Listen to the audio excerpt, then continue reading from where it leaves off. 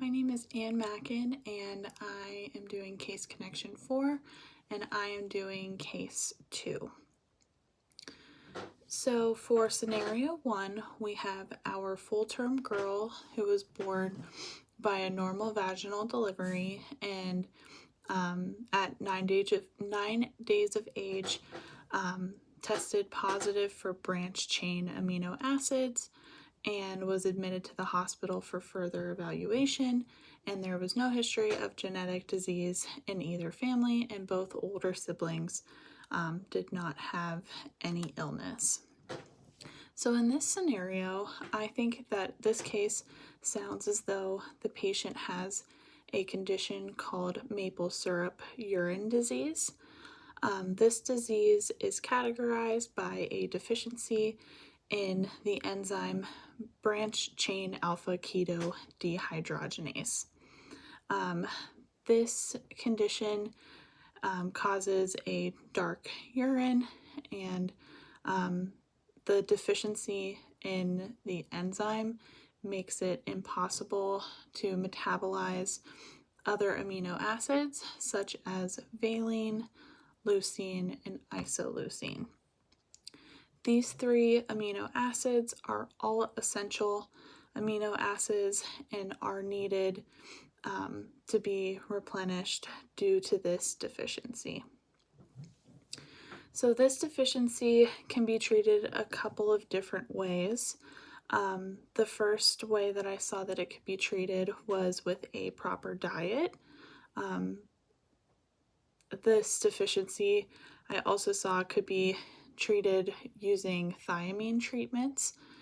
Thiamine treatments, though, I found there's no research that shows that these treatments can be used solely by themselves to treat this condition, but there have been cases where thiamine treatments were helpful as a therapy in conjunction with other therapies.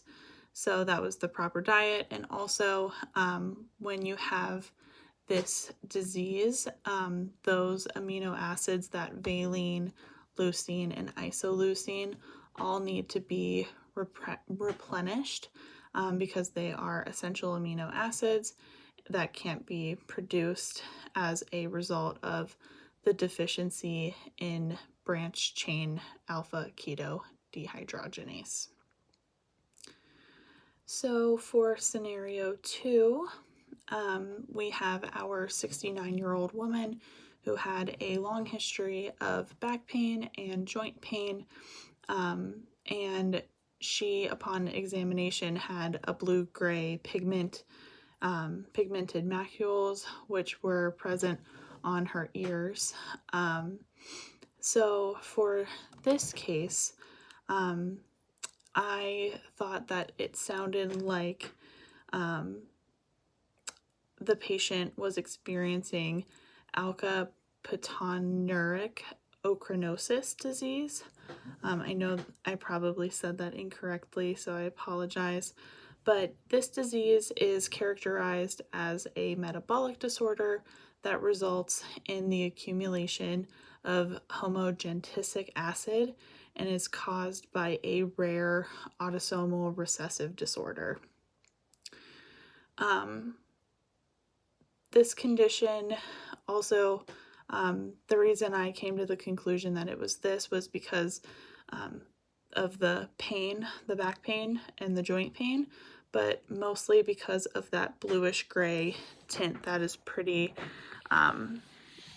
special to this disease. So this condition is caused by a mutation of the 1,2-dioxygenase, or the HGD gene. The HGD gene codes for the homogentisate 1,2-dioxygenase, which is an enzyme that breaks down homogentisic acid. This mutation causes a lack of code by the HGD gene, so that homogentisate 1,2-dioxygenase is not produced, and this causes an accumulation of acid in the body. There's no cure for alkaptonuric ochronosis, but there are some treatments for this condition. I found that some supplements that can help was a high dose of vitamin C in both children and adults can be used to treat this condition. And although that it's been found that this can help, this therapy is not a definite treatment in research, especially long term, but it has been shown to decrease the accumulation of homogentisic acid. But most of the therapies that are used for this condition are more of a treatment of symptoms rather than the disease itself. A couple of therapies that are used for this condition are pain management in patients that have kind of a less severe case. They're prescribed an anti-inflammatory, but there are some severe cases where patients can be prescribed a higher medication like a narcotic.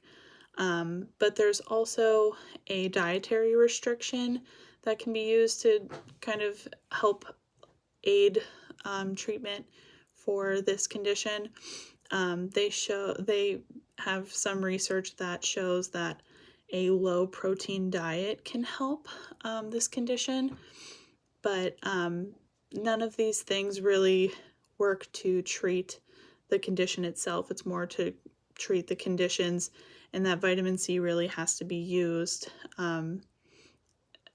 in addition to some other treatments. But the last treatment that I found for this disease was occupational and physical therapy because of the pain that people experience and muscle weakness that is found in patients.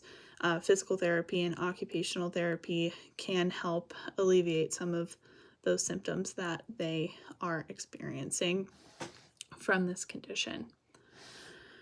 So for scenario 3, we have our 4-day-old infant who had a newborn screening and demonstrated phenylalanine with a level of 6.6, which is almost 3 times the normal range for newborns. Usually it's around 1 to 2 milligrams per deciliter. So for this scenario, to me, it sounds like the patient likely has phenylketonuria disease, and this disease is a metabolic disorder that is most common in newborns, so that 4-day-old age is kind of right on target for this disorder. And this condition is characterized by an absence or deficiency of an enzyme called phenylalanine hydroxylase. This deficiency of the enzyme phenylalanine hydroxylase is responsible for the processing of amino acid phenylalanine, and the deficiency of this enzyme can cause a buildup of phenylalanine, and this buildup can go to the brain and cause some severe intellectual disabilities. But I didn't find any therapies that involve supplements really for this disease that would help for treatment, but this condition I found has mainly been treated through diet, and the earlier the dietary intervention, the less severe or less likely severe cognitive impairment will occur. And patients usually start on a low or phenylalanine-free diet, and this starts as soon as possible. And this diet should be a lifetime commitment to help maintain phenylalanine levels in your body. Unfortunately, because this disease is fairly rare, most patients don't get put on it right away. So a lot of these patients do experience those severe cognitive impairment. So we so that's what I found as far as treatment goes for that condition.